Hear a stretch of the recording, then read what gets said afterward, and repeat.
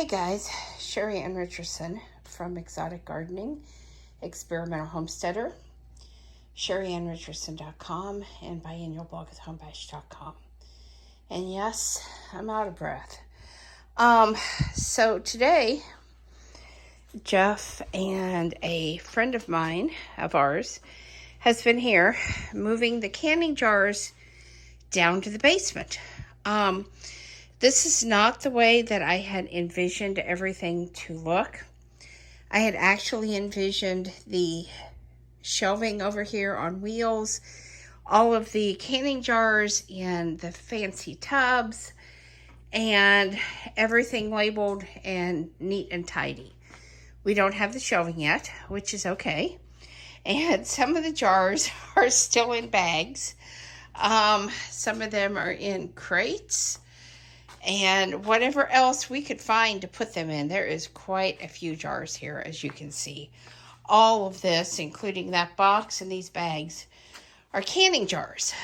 Now, some of these are older jars. I believe I have a few jars from the 1800s, which are used for food storage. I have, of course, modern jars that we've bought over the past 12 years or so, maybe longer. But this is what we have going on. Now, of course, at this time, these are all empty. And some of them need cleaned up. The ones in bags definitely need cleaned. Probably the ones in crates. That's okay. What I'm doing is working on getting all of these jars cleaned. And then they're going to go into tubs, like these plastic tubs here, where they're marked, and I wanted everything arranged by size. So all my half gallons together, all my quarts together, all my pints together, my half pints together. That way when I want to go to can, it's going to make it so much easier to find just the right size canning jar. Also, by doing that, the older blue jars that I have and other colored antique jars are together so that when I need to use one of them for food storage, I can actually do that. And there's no problem getting to the correct jar and getting to it quickly so that I'm not spending a lot of time looking for jars, looking for lids, looking for bands, or whatever I need, because that can be a real time suck. Now, obviously, we are not anywhere near being done getting the basement put together. But some of the things I wanted to show you, I've been working on some soaps down here. Different types of soaps. And some of my soaping supplies, getting ready for the upcoming holiday season, and getting ready to have the supply that we actually need.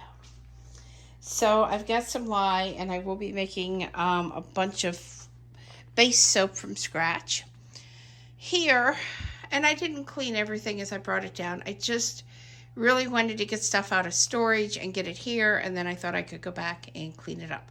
My various KitchenAid items, my mom's roasting pan, some cake and cookie decorating supplies. I mean, there's quite a bit here.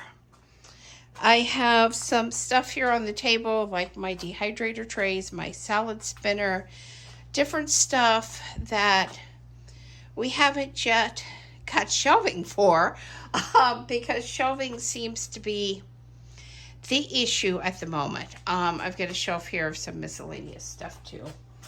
Now, my shop stuff and my garage sale stuff is right over here, right literally at the bottom of the stairs, so it's easy to take in and out if we need to. I have some buckets that have some wheat and other items in it, wheats and sugars and things. I have one shelf, well, two shelves, I guess, if you count that little wooden one, of some different food storage and excuse me, different, like my cast iron roasting pans and things like that. My grandpa's meat grinder. I know this is really dark. I'm sorry. We don't have all of the lighting going yet either. Those cabinets that were up in my living room that have different food storage items that I may or may not use right away, like freezer containers and extra aluminum foil. And let me open up one of these. This one's probably the easiest, and just kind of show you some of the different things. I mean, these are not things I use every day, but they're things I don't really want to get rid of because I may use. Over here I have my 2 spice cabinets. I guess I need to get this one closed again.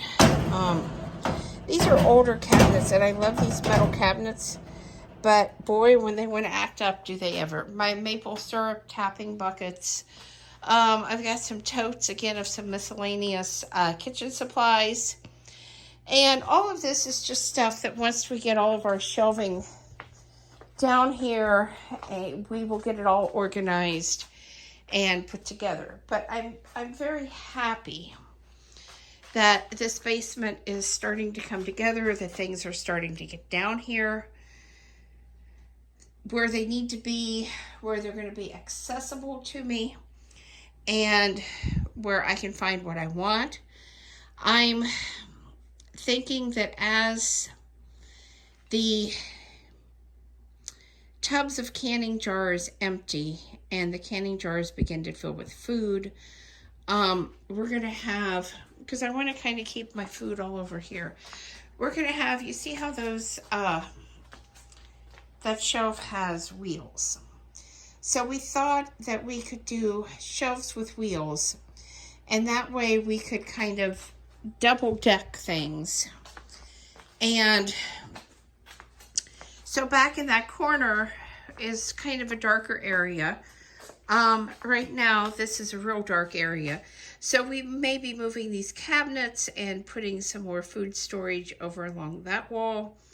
Even though Jeff does have plans to get more lighting down here, and we do have windows, but the lighting will be able to be turned on and off as needed. So we can turn it on when we're down here, we can turn it off when we're not, and that will keep everything down here in the dark and in the cooler temperatures. We don't use these. Both of these were really good, but we don't use them anymore because we have this real nice big commercial dehumidifier, and that's what we actually use down here. So I hope this has kind of given you an idea of what we've had going on with getting the basement repaired. And we've worked on getting some nicer ceiling up here too, so it's not just the old beams and that kind of stuff. But anyway, on getting this repaired and kind of getting our food storage and our kitchen supply storage organized in such a way that we can both easily get to what we need when we need it. I say because I'm typically the one that does all of the canning and planning of the meals and such. So, but it's important that, Jeff be able to get to stuff and know where it is. And also my daughter, if she were to be here, so that she would know where things was and what to do as well.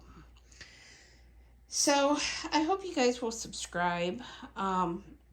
Thumbs up, thumbs down, comments below. Thanks for watching, guys. I hope you all are having a wonderful, wonderful weekend. I hope that you will check out our membership, because there is so much more that I would like to share and do.